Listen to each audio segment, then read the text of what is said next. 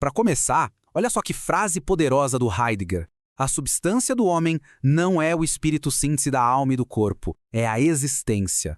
Isso já joga a gente direto no centro de uma das maiores questões da humanidade, né? Afinal, o que significa ser humano? Então, o que a gente vai fazer aqui hoje é basicamente traçar um mapa da condição humana. E para isso, vamos usar como guia um texto filosófico bem denso que tenta justamente entender qual é a nossa situação no mundo. E para a gente conseguir navegar nesse mapa, a gente vai seguir 5 pontos principais. Primeiro, vamos nos perguntar: o que somos? Depois, a gente explora a nossa relação com o mundo e nós, e também com o outro dentro de nós. Na sequência, vamos sentir o peso da possibilidade para, no fim, tentar encontrar o sentido no fracasso. Beleza, vamos começar pelo começo, né? O que, afinal de contas, a gente é. Para entender a nossa situação, primeiro a gente precisa de uma definição, uma base para saber o que nos torna, de fato, humanos. A ideia que o texto traz é que o ser humano tem tipo umas 3 faces. Primeiro somos natureza, né? Fazemos parte do reino animal, simples assim. Depois somos história, porque a gente age sobre essa natureza, a gente cria cultura, sociedade. Mas o ponto-chave mesmo, a virada, é o terceiro aspecto, a existência. É essa camada que torna a gente único, porque é por meio dela que a gente dá algum sentido para nossa natureza e para nossa história. Ok, então bora avançar um pouco para entender como essa tal de existência se manifesta. A base de tudo, segundo essa análise, é uma tensão fundamental. Uma tensão entre a gente e o mundo que está à nossa volta. Dá pra gente pensar nisso como se fosse uma dança, sabe? De um lado tem o sujeito, que é a nossa consciência. Do outro, o objeto, que é um mundo que a gente percebe. E o mais maluco aqui é que eles não existem separados um do outro. O texto diz que eles se criam o tempo todo mutuamente.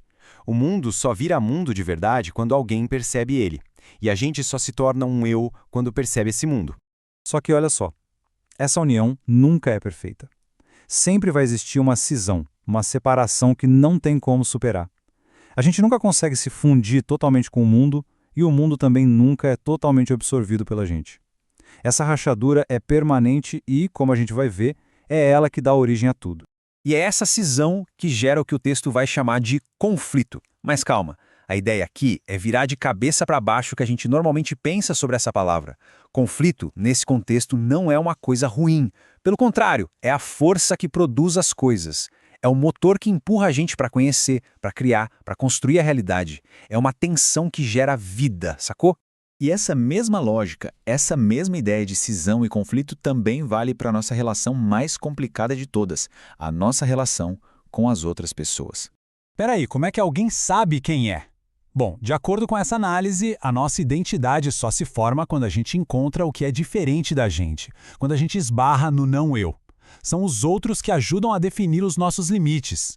Mas é aqui que vem o pulo do gato.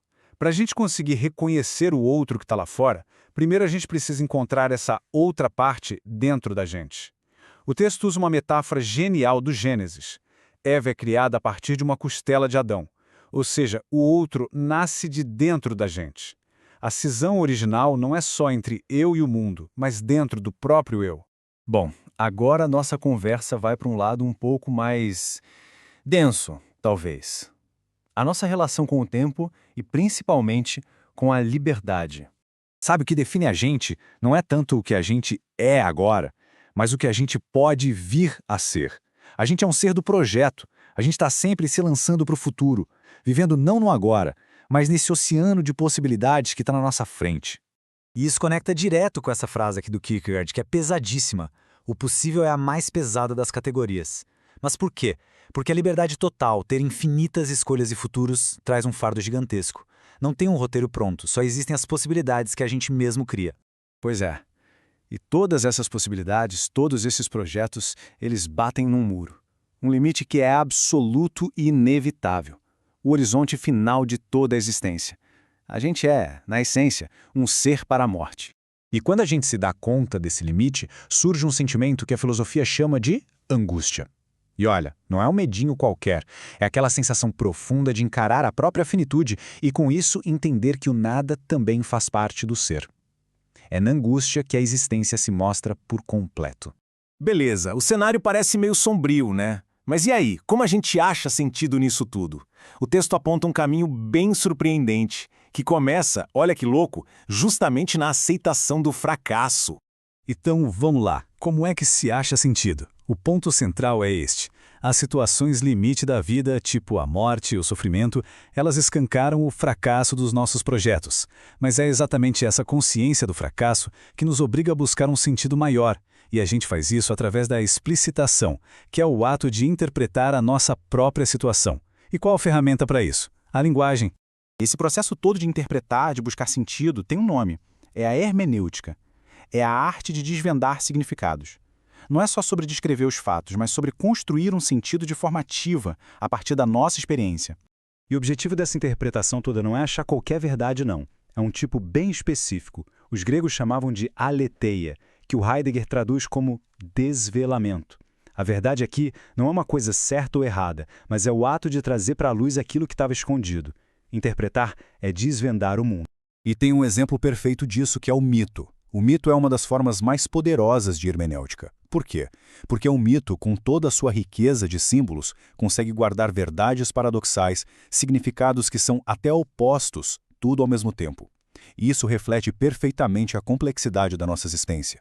E com isso a gente fecha o círculo voltando com uma pergunta. Se criar sentido é uma tarefa de interpretação e o mito é uma das ferramentas mais potentes para isso, fica a reflexão. Qual é a narrativa, a imagem, enfim, qual é o mito que cada um de nós usa para tentar desvendar o sentido da própria situação no mundo?